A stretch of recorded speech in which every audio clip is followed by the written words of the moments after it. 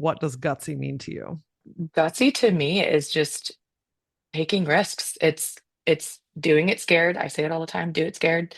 It means just overcoming your fears, working through them, not living life with regrets, being able to look back on your life and be able to say that you did some epic cool shit, even if you had hesitations or fears or worries about it and you worked through it.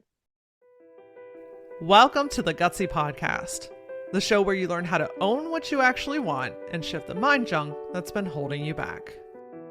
I'm Laura Ora, keynote speaker, coach, and your guide to help you get clarity, build confidence, and make the gutsy moves that change your life. Each week, I'm going to help you simplify things by teaching you how to get out of your head while stepping into action. This way you can achieve all those life shifts that you've been overthinking. Your desire, that drives you. But gutsy, that's what gets it done.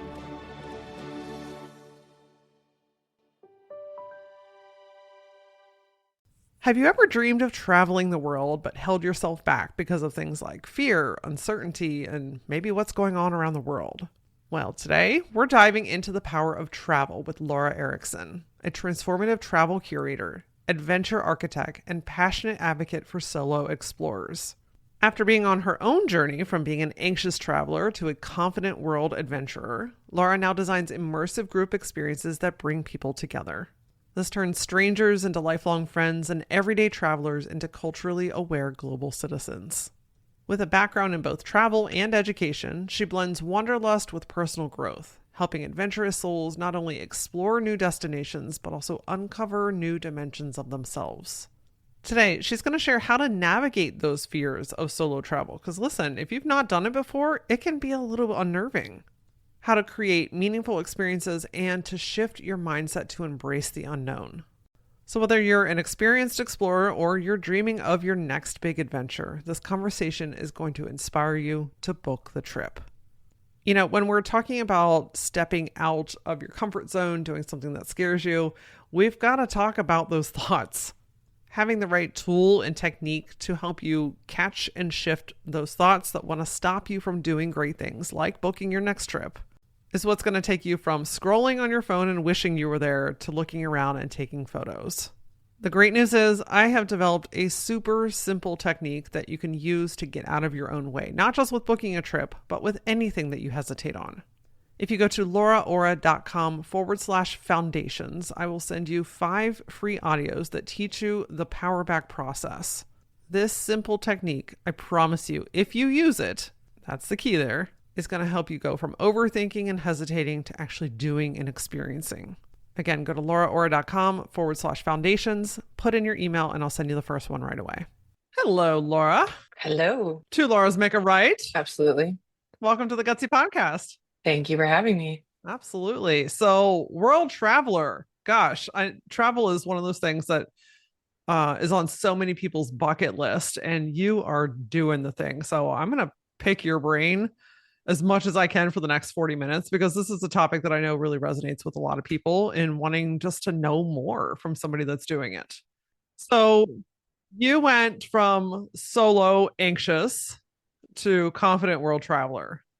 There's got to be a story in there. So tell me what this experience has been like for you. What got you starting to travel and what helped you to just become so much more confident with it? So, gosh, how do you sum this up quickly without boring people? I grew up traveling. I was lucky to have parents that did a lot of international travel. So I had that background. I learned Spanish at a young age, so I just kind of always had like travel in my bones. But I speed ahead to getting married, being in a long-term relationship for 10 years. I found that we kind of did the typical thing. We went to Mexico every year and we did like the beach vacation. We'd often go to the same place over and over and over. Um, and I love Mexico and it was fun, but it was kind of boring and monotonous after a while. And so I got divorced at age 34 in, I don't know, 2018. It's been so long that I don't even remember. I think it was 2018. That's when you know you're in a good place. Yes. When was that? I don't even know. And when I got divorced, I really was like, okay, this is it. Like I'm starting over. What do I want to do differently? And my big thing was travel. I wanted to travel more intentionally. I wanted to travel to different places. I didn't want to keep doing the same shit that I'd always been doing. I wanted to truly start over. And so I had kind of a short list of places that I wanted to go to. And most of those places were places that had a reputation for being dangerous, especially for women. And so I struggled with not only my own, I wouldn't even say as much my own fear of traveling solo, but everyone else's fear for me and everyone else's ideas that they put in my head. And like, you can't do that by yourself. You can't go to Colombia as a woman, like things like that. I would hear that all the time. Or like, why the hell would you want to go to Turkey? Like, that's insane. What's there? Isn't it a war zone? I got all these things from people. And after I got divorced, I think 2019, I took a solo trip, like a true solo trip to Australia. I have traveled solo many times in my life, but I think like people have different definitions of what solo travel is, and I'm not here to define it. But for me, that was my first like true solo trip where I went alone. I had no plans to meet up with anybody when I got there. I didn't know a soul. I didn't have anything like booked or planned. It was literally just me for 11 days in Australia. To me, that was like the first time in my life that I was truly traveling solo. And I did that trip, and I'm so glad I did because it opened up my eyes to a lot of things. It made me realize I am capable of, traveling the world by myself. But it also made me realize I don't love true solo travel. Like, I like going somewhere and meeting up with people and, having something in place where I can like meet more people because it gets really, really lonely. It wasn't that I was scared, it was just kind of got a little boring after a while when you're just kind of like eating by yourself every day. And, I was just like, I'm glad I did this. I think everyone should do that at some point in their life. But I was like, I don't necessarily want to spend my vacation time traveling completely by myself. So I started planning other trips. I think that, then COVID happened. We don't have to talk about how that went down. That's sucked. I'm guessing I know what happened there. Yeah, not fun. I went through a horrible breakup in 2020. Basically felt like my life was over. This guy just ruined me. And then you combine that with it's a pandemic and we're all like locked inside and we can't go do anything. And I remember I went to therapy, talked in depth with my therapist about, all the typical things that you're supposed to do when you go through a breakup. And it's like, what are your hobbies and what are your interests and like what will make you happy? And my thing that just kept coming up was travel. I was like, I want to travel and I can't. We can't go anywhere. We're basically like in lockdowns. Everything that everybody had planned was canceled. So it was a really, really hard time for me, but it also made me very aware of how important travel was to me. And like once that was taken away, I really, really struggled. And so I ended up, long story short, quitting my job in 2021. I worked 14 years in higher education. I had a great career. I just did not feel satisfied anymore. I felt like I wasn't meant to sit in an office at a desk all day, and ask people permission to take vacation time. Like it just didn't sit with me anymore. It didn't feel like I was the same person after that. So I went on a trip in 2021, early 2021. I found a girl in a Facebook group. It was actually a breakup group. It's embarrassing, but that's the truth. And we had gotten dumped on the same day, so we kind of bonded over that. And yeah, I asked her if she'd go to Colombia with me because I didn't want to go alone, and everybody had told me it was going to be so unsafe if I went alone. So she was like, I don't know where Colombia is, but I will go with you. And I was like, cool, I'll plan it. You just got to come along. And she agreed. And so I went on this trip. It was amazing. And she was like, this was so cool because I went to a place I never would have thought to go, didn't even know where this place was. And you planned all of these amazing experiences that I never would have planned myself. So it really got me like thinking about how I could do this for other people and not just myself. And so then I ended up taking a trip to Mexico City with a friend, similar experience. And then Turkey was kind of the catalyst. It was fall of 2021. I was in a hot air balloon in Cappadocia, Turkey, and I was like, "What am I doing with my life?" Like, I was done at that point. I just quit my job. I got home. I put in my 2 weeks notice, or sorry, 30 days. I'm responsible. Put in my 30 days notice, quit my job, and started a travel company. That's incredible. I love that you followed your breadcrumbs, right? Like just knowing what made you happy, noticing what lit you up, noticing where you felt drained. Our body is forever communicating with us, and if we listen, it's trying to tell us something. We just tend to skate by it, but Absolutely. what it sounds like for you is like it just got to the point where you couldn't ignore it anymore. Like something has to change. I can't keep doing what I've been doing because it's not fulfilling me anymore. Absolutely. And I got to a point of like, I think at the time I was maybe 37, 38. I'm single. I didn't have kids.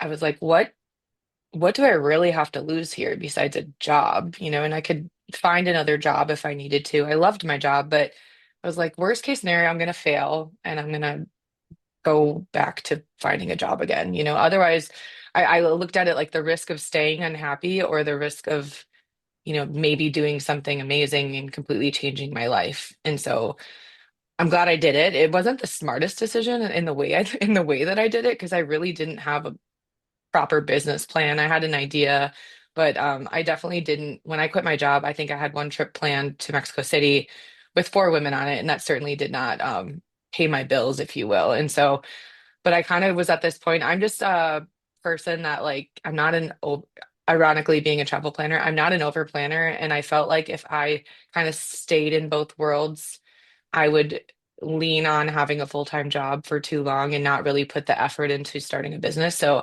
I was like, all right, we're just cutting the cord and I'm gonna have to figure this out because I will literally have no other choice but to figure it out. So I love it. luckily it worked out, but that would not be how I would suggest people go about starting a business. Well, it goes back to you have to know yourself. You have to Yes, know you knew for yourself that if I straddled both worlds, you would continue to straddle both worlds. So knowing that about yourself and then taking the risk and saying, "Hey, I know what I need. If I'm going to do this, I got to just lop it off and go all in."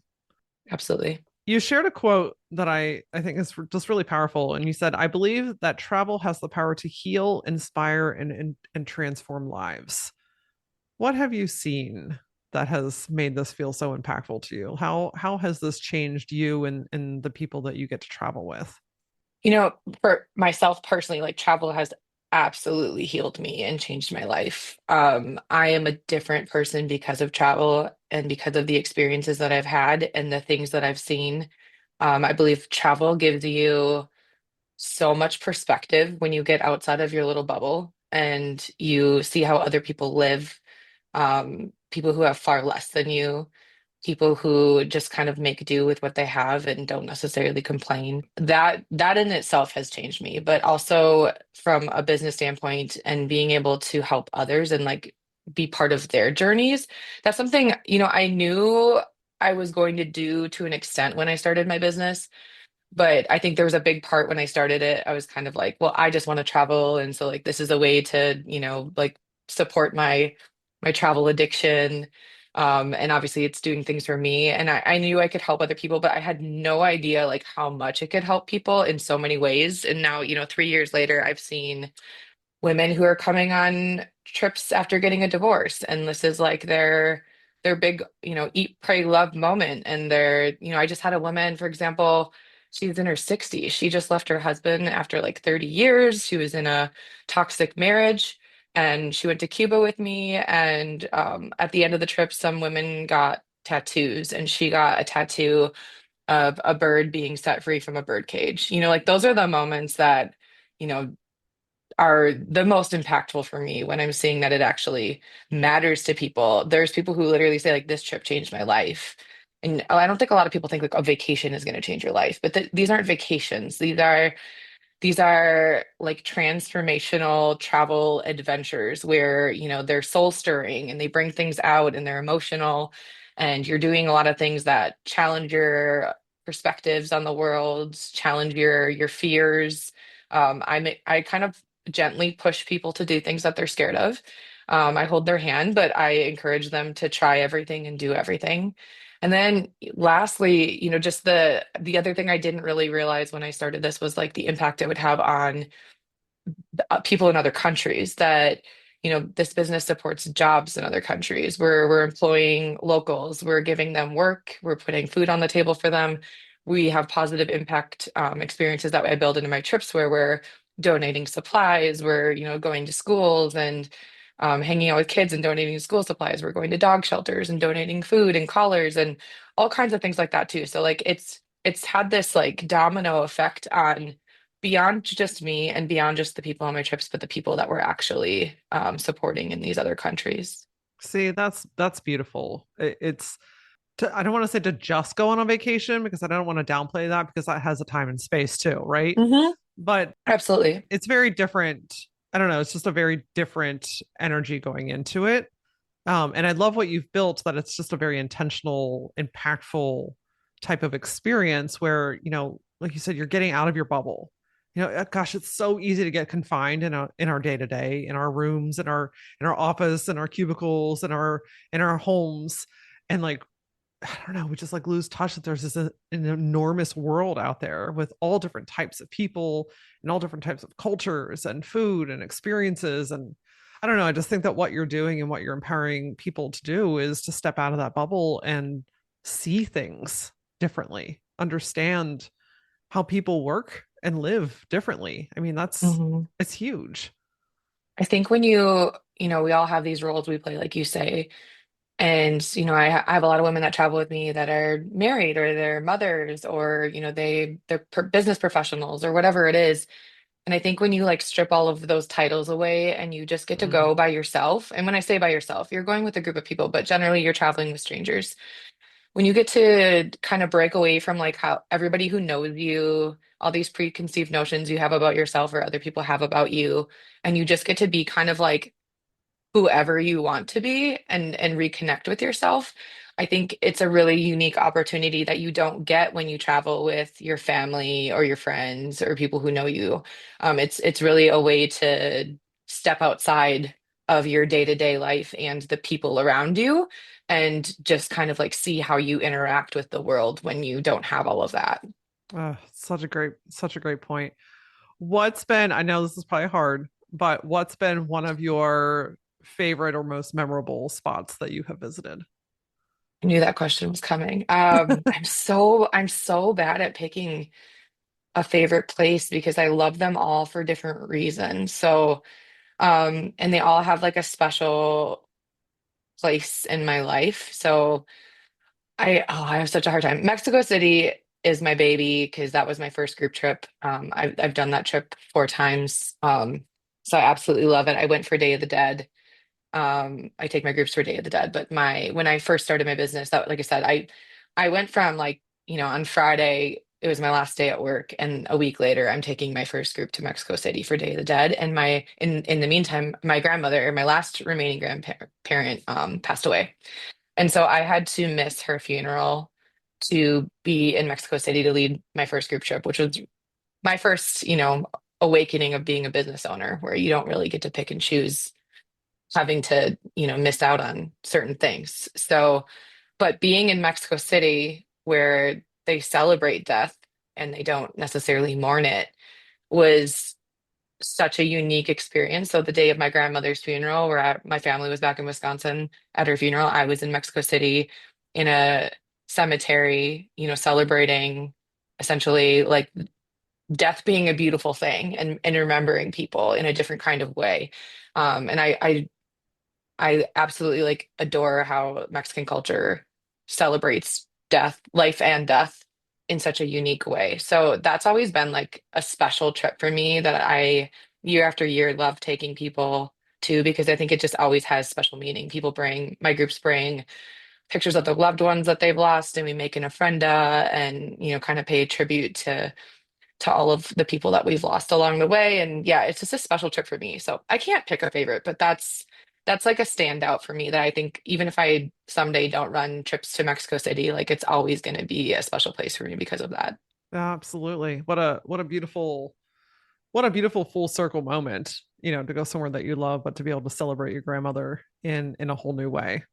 I mean, see, that's what I'm talking about. Like, had you not gone there, had you not been informed of the culture there, and the celebrations there, you just wouldn't even know that it existed, you know? Absolutely. And travel's allowed me to like be very reflective and like when my grandmother passed, my grandma loved to travel. Like when I was growing up, she was kind of like my travel idol because she traveled a lot, like older, like way, way later in life. You know, she was in her 60s, like going to Europe, and she was always on a trip, like anywhere anyone was going, she was like hopping on.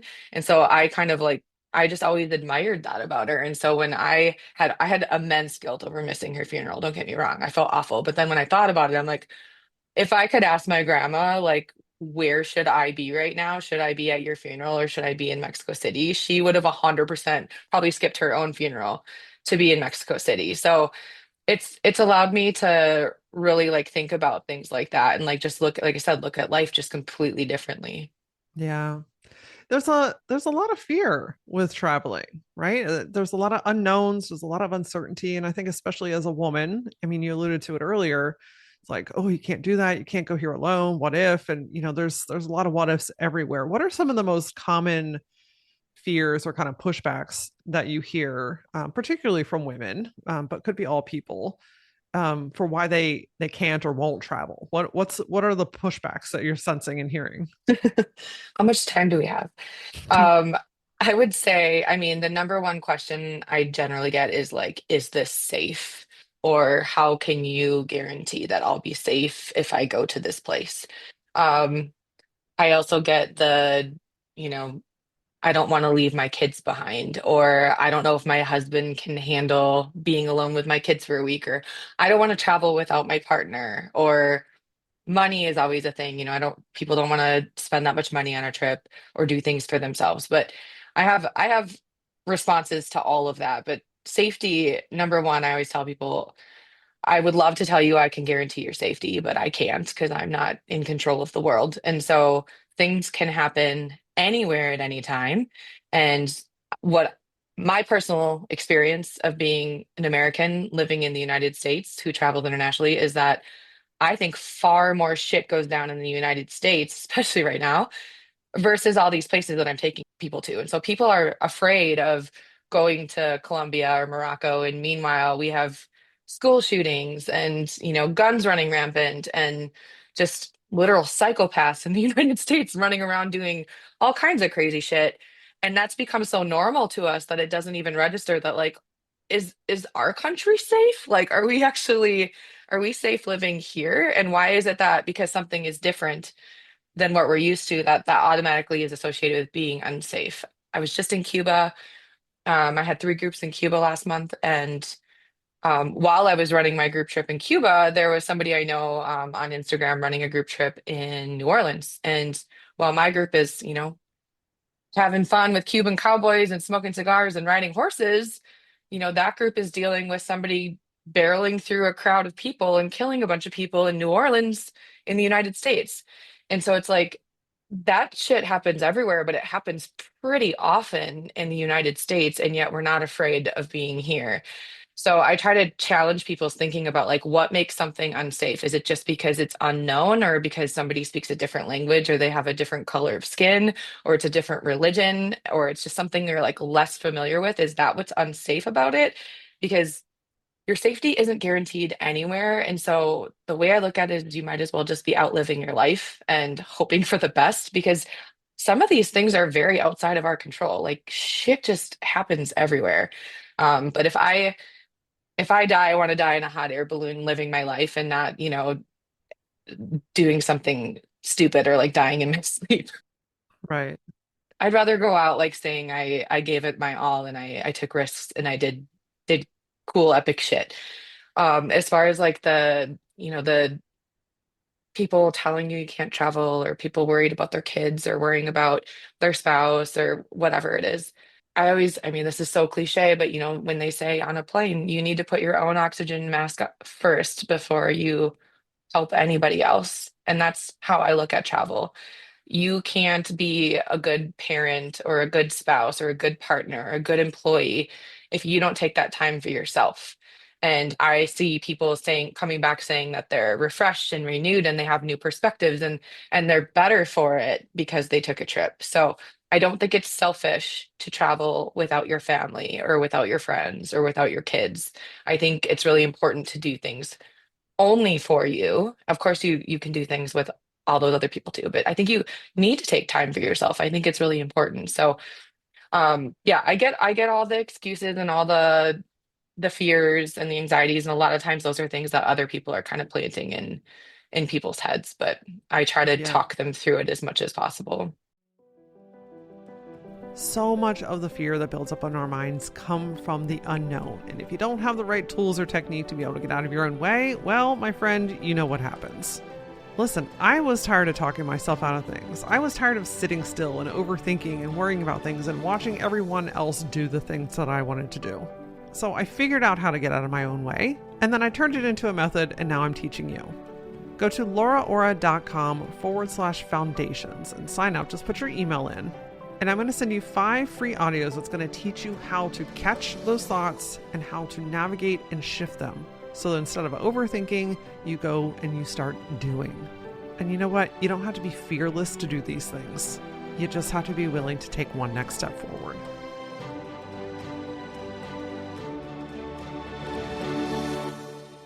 Yeah, I mean, it's good to have these conversations because I think a lot of people might think like, "Hey, I'm alone," or "I'm the only one that feels like this," and it's the reality is, I would bet that more people than not have these types of questions, right? I want to hop back to safety again just for a second, if we can. Do you have any tips or recommendations that can help people to feel more safe or to travel more safely, like whether it's domestic or abroad? Is there anything that you recommend as they are traveling that could help them with safety?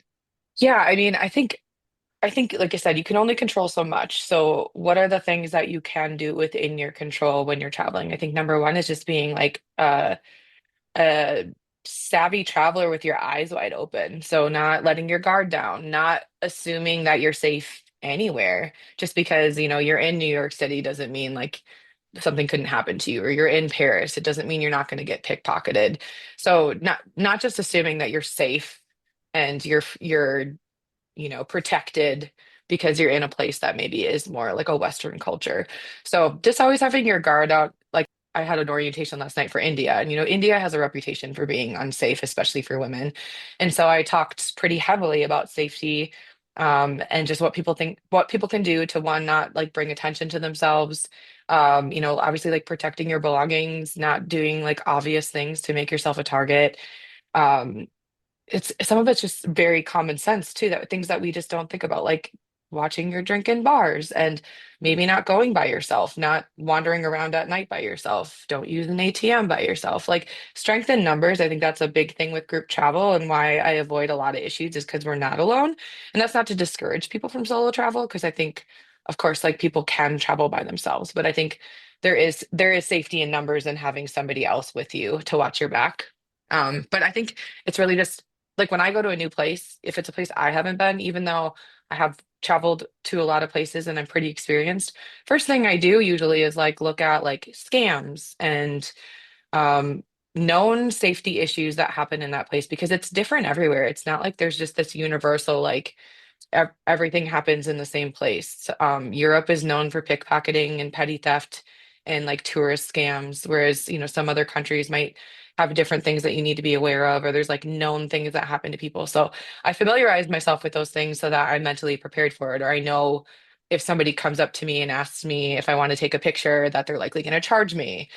Just like lots of things like that. And so when I do my orientations, I'm always preparing my groups with some general safety tips, but then also like things specific to that place we're going, to say like, this is a known issue. So if this happens to you, this is what you want to say or do to avoid any further incidents.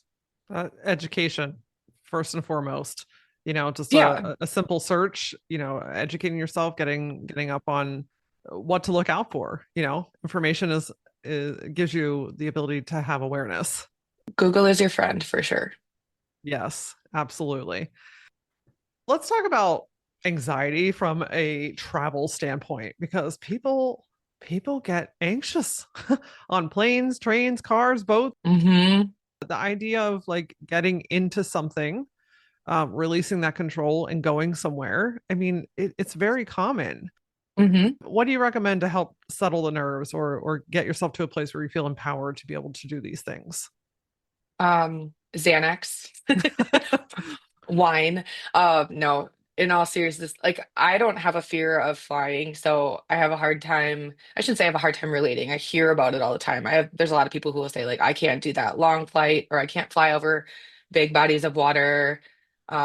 People who just have fears in general about travel. So I get it. I don't personally have those fears, luckily. I fly a lot, and right now it's interesting because I'm noticing this uptick in news about plane crashes. And without me being an expert on the topic, I think that's the media bringing things that are happening all the time to light to probably paint a story. Because I think like a lot of this stuff happens all the time and it just doesn't make the news, just like school shootings don't make the news all the time anymore. So I don't think like right now, I think I read the comments. I'm kind of a comments troll on social media, and I read the comments and people are like, oh my God, like what's happening with the government and, like conspiracy theorists. And I don't think that that's anything that's actually like different. I think it's just becoming people are paying attention right now and it's relevant to them right now. Maybe it wasn't before. I don't think that's like something to be afraid of when it comes to flying. If statistically, if you just want to look at statistics and logic, obviously like people are more likely to die in a car crash than they are in a plane crash. But I still understand that that's scary. So I mean, I have all my tools that I use for flying just to keep myself occupied or just I try to sleep as much on planes. Um, like I said, I drink wine and just take a nap, take a long nap.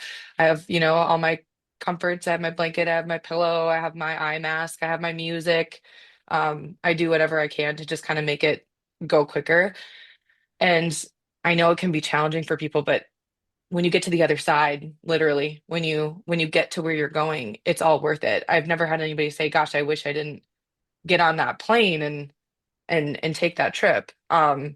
So yeah, I know I don't know exactly like how to calm people's worries other than to just tell them that, if you can get through that flight or that journey to get there, or just to book the trip even. Like sometimes people are just afraid to take that one step to book the trip because they're afraid of all kinds of things. Sometimes it's just that they're afraid to go somewhere new. They're afraid to travel alone. Some people are afraid not to fly, but to fly alone. Some people are afraid to navigate an airport. They just haven't done it before. They haven't done it by themselves. So sometimes I have people on my trips that are flying for the first time without a friend or a family member or their spouse, and that alone is intimidating for people. But that's also why I do what I do. So I'm here to help people if they need help with navigating those things or they need someone to tell them what they're going to expect. Because that's part of my orientation too, is like when here's how early you need to get to the airport and here's all the things you need to know to book your flight. And when you get to the other country, like this is what you're going to expect and this is what you're going to go through. And here's who you're going to talk to. And here's the forms you're going to show them. And then we're going to be waiting for you with a sign. And, like I can go into as much detail as possible with someone to help kind of calm their fears about what to expect. 'Cause I think sometimes the anxiety is just coming from the unknown of like, Yeah. I don't know what to expect. And as a traveler, I take group trips too, and I do scouting trips, and a lot of times I'm not properly prepared for my trips by somebody else. I really have to do all that research on my own, and I'm still not fully prepared because I haven't had somebody who's been through it kind of hold my hand. And that's the beauty of what I do is that I go first, I experience it, I make mistakes, I learn from, oh gosh, I wish somebody would have told me this, or I wish I would have packed this, or I wish I would have been just mentally prepared for this. So I do that first so that when I do take a group to India, I can say, this is what you're going to expect. Like, this is what is going to happen. And like, I will be there with you. And I think that calms like half the fears, just knowing what to expect and having somebody mentally prepare you for it. Yeah, I couldn't agree more. I think that's one of the biggest anxieties is just the unknown.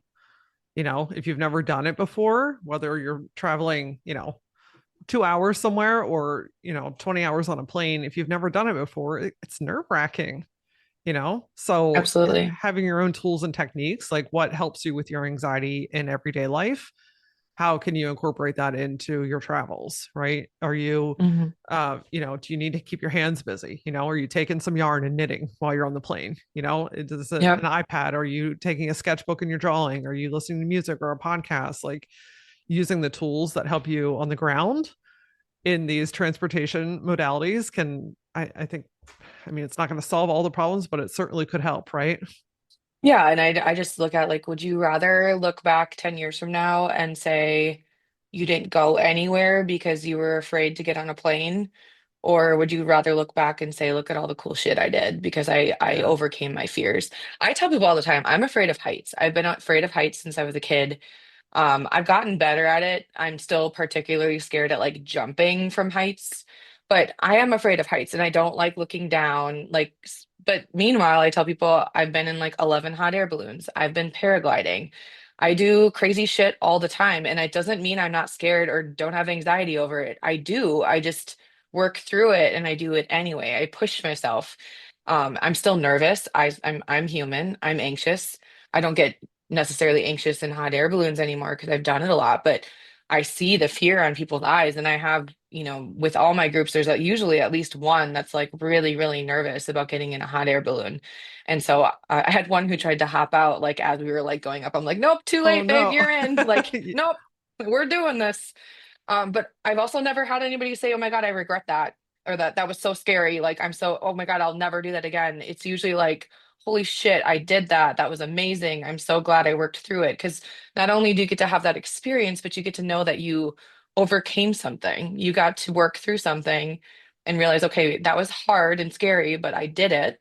Now, what else can I do? It just proves to yourself what you're capable of. Absolutely. Now you have a new story to attach it to. Now you have the memory of being in the hot air balloon, or the memory of getting off the plane in the new country, or that the memory of that dish that changed your life, right? Like you have a new memory to attach the fear to, and it's like, okay, I was afraid before and I figured it out, and look at this amazing thing that I got to have or experience because of it. So it's just that first step, that first thing. That my very first solo trip that I ever took was to San Francisco. I live in Pennsylvania, and up until then, I had never gone anywhere without anybody. And I just remember being so terrified. Honestly, I'm like, of flying, of being by myself. Am I going to get lost in the airport? Am I going to miss my flight? What's going to happen then? And it's like so many what ifs. And it's like, I have figured things out before, and I can figure this out too. And, and I got out there, not San Francisco, Palm Springs, my bad. And I got to Palm Springs, and I remember flying in, and Palm Springs is so unique because the mountains are as big as like the earth, I swear. And it's a desert all at the same time. And I was like, whoa, like not only is this amazing, but I did this. hmm And that's the feeling that you want to capture. And you can only do that if you give yourself the opportunity to try. Yeah, I always look at like, because like I said, I'm afraid of all kinds of things. Like, I mean, I'm not generally like a very anxious, nervous person, but like I said, I'm human. I have fears too. And even if it's not travel, it's just like normal things, being a business owner, like putting myself out there. I hate public speaking. Like, there's a lot of things that I like push myself through because it's like, that's where the growth happens. That's where like the expansion happens. That's where like the really cool magical shit happens is when you work your way through something difficult, maybe that you're scared of that you don't want to do. If you just live in comfort, and I think a lot of people sit in their comfortable little bubble, unhappy, because that's easier than taking a risk and doing something that's scary. But then like they just sit there unhappy. And that's kind of like going back to when I quit my job. I was like, I could I could keep doing this and it's okay and it's fine. But and there was all these what ifs of like, what if this doesn't work? What if I fail? What if I regret this? What if? But then I was like, what if I look back at my life like on my deathbed and I'm like, man, I really wish I would have quit my job and just taken a risk and did that. Like I really wish I would have booked that trip or got a divorce or whatever it is. I think people have so many regrets later in life because you look back and you realize like a lot of that shit I worried about doesn't really matter in the grand scheme of things. Yeah. Yeah. I couldn't agree more. I'm going to hit you with some rapid fire questions. All these are right. things that questions I have, and I know that my listeners have. So, first time traveler, what are some must haves that you need to pack? Imodium, depending where you're going. Headphones, um, neck pillow for sleeping, extra battery pack for your phone. those are definitely like essentials for me. Perfect. Time zone switches. How on earth do you adjust your body and your eating schedule and your sleeping schedule to switch time zones? Oof, that is a hard one. I'm kind of like superhuman in that regard because I mean, I just recently got back from Japan and I got home at like 5 p.m. and I showered and like went out that night. And my friends were like, "What? Like you were just in Japan like yesterday?" And I was like, "Yeah." Like it's easier for me personally to just like keep going and like adapt to the normal schedule of the place that you go, whether that's coming home or going to a new place than it is to like succumb to like my body's tired and I just want to sleep. But yeah, it is hard. I think the best thing you can do though, if you can try to land your or get your flight and like get somewhere at night and just go to bed, that is the best scenario because the worst thing is getting somewhere at 8 a.m. and then you have to sit there all day jet lagged and like wait to get to your hotel room and that kind of thing. But the best thing for me is just trying to as quickly as possible adapt to that time zone, you know, their normal their normal schedule versus trying to kind of remember like, oh, well, at home it's this time. Okay, got it. Um, Traveling with food allergies. Any recommendations on how to navigate that? I think a lot of countries are pretty good about that. Generally like you have a lot of options, but do your research and know, the places that you're going. It depends kind of what allergy you have, but I have a lot of people on my trips who are gluten-free, who are vegetarian, seafood allergies, nut allergies, that kind of stuff. And generally it's pretty easy to accommodate if you just tell people. It's very similar to the US. Um, it's not like people don't have I mean, we have more allergies in the US. I could argue that all day, but um also, I know this is not rapid fire response, but a lot of people will tell me that the allergies that they have at home in the US do not exist in other countries because the food is different. So they'll say, I couldn't eat this at home in the US, but all of a sudden now the allergies that I have like aren't a thing in another country because probably because of all the shit that's in our food here. I listen, I go back and forth. I want to go to Europe is on our list. Um, Anywhere in Europe. And I hear that people don't take this advice, don't like consult your physician friends. Yeah, Um, not a doctor. yeah, I'm not a doctor. But I've heard a lot of people say, like, hey, I can't eat gluten in the States, but when anytime I'm in Europe, I can eat it. And I go back and forth. I'm like, do I want to attempt that? Do I want to try? My fear is I don't want to ruin a great trip for Yeah, the sake of, but I also don't want to miss out on something. So I don't know, to be determined. That's a personal yeah, decision that you have to go through. yeah. Do you want to shit your pants today? Yes or no? Yeah, yeah. It's a Not I gamble. don't It's a gamble. I rarely want to shit my pants, but it happens. Any tips for traveling with disabilities or physical limitations? Um, my trips aren't super like ADA friendly just because there are trips for that, by the way. I've had people ask me that. Like they'll say I have somebody that's in a wheelchair and they would like to go to this place. There are trips that are intended to accommodate disabilities. That being said, there's some places that are just not super um, friendly in that kind of way. Friendly is not the right word. Accommodating in that kind of way. Like if you're going to go to Europe, certain places obviously have lots of steps and it can be just more challenging. So I think just doing your research on where you're going and like what types of accommodations people could provide for you, whether it's the places you're staying or the tours that you're taking, but also knowing that there are travel companies out there that actually will accommodate certain types of disabilities. Okay. Last rapid fire. Adjusting to different cultures and languages. You speak only English and you're going to a non-English speaking hmm country. Any recommendations on adapting to the area when you do not speak the language? I think number one is try to learn some basics for the places you're going, even if that's just like 5 words. You're learning, hi and bye and thank you and how are you, that kind of thing. I think locals always appreciate somebody making an attempt to speak their language. Um, and obviously you can learn stuff on the fly too. When I'm traveling, I'm usually writing things down and practicing and trying to learn. Um, but also, like, English is the most widely spoken language in the world. We are so fortunate that as as English speakers. We can go a lot of places and generally not always find lots of people speaking English, but there's usually like a good amount of people that will speak English anywhere you go. Some places more than others, but I just went to Japan and I was shocked at how few people spoke English. And then I also had to like check myself because I was like, who am I sitting here like thinking like why aren't Japanese people speaking English to me? When I'm in their country and I should be learning Japanese. It was more just like a surprise to me based on what I know about Japan and a lot of the places that I've traveled that so few people spoke English. But also it was like a good reminder for me that um like the entitlement we have sometimes as travelers to think that like everyone needs to adapt to us and accommodate us and we don't have to do anything to try to fit into their culture and whether that's the way we dress or the way we speak or cultural norms or just basic manners and things that they do differently. So I think a lot of that again is just like doing your research ahead of time so that you feel prepared and you don't want to stick out like a tourist as much as possible. That's a great point. Awesome. I can't wait to see all the new travels that you do. Your photos are stunning. The experiences that you're creating are amazing and clearly life-changing. So I'd love to know, what does gutsy mean to you?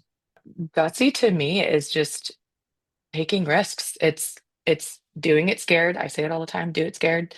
It means just overcoming your fears, working through them, not living life with regrets, being able to look back on your life and be able to say that you did some epic cool shit, even if you had hesitations or fears or worries about it and you worked through it. Perfect. Couldn't agree more. Thank you so much for sharing your wisdom with us today. Where's your next trip? I'm curious at time of recording here. I'm going to India early March for Holi. It's my first group there, so it'll be wild. I'm Yeah, excited. so amazing. Well, enjoy, travel safely, and thanks for being here today. Thanks so much. I'll tell you what, that first solo trip that I took to Palm Springs was a game changer for me. It taught me that I could figure it out, that I could do something that I didn't think I knew how to do, and that I would be okay. I'm okay. I was okay eating alone. I was okay sitting on the plane by myself. It helped me to build the tolerance that, hey, like, I don't have to be so reliant on everything and everyone else. And not to mention the fact I landed in a gorgeous place and I had a fantastic trip. What this boils down to is showing yourself that you can. And if and when some bumps pop up, you will figure out how to navigate those too. So a little final challenge here. I would love to know, where is your next trip? And whether that's already booked or your next place that you want to go to. Connect with me on social media, send me a DM, and tell me where this next place is. I'm at that Laura Aura on all social platforms. And of course, until I see you next time, stay gutsy.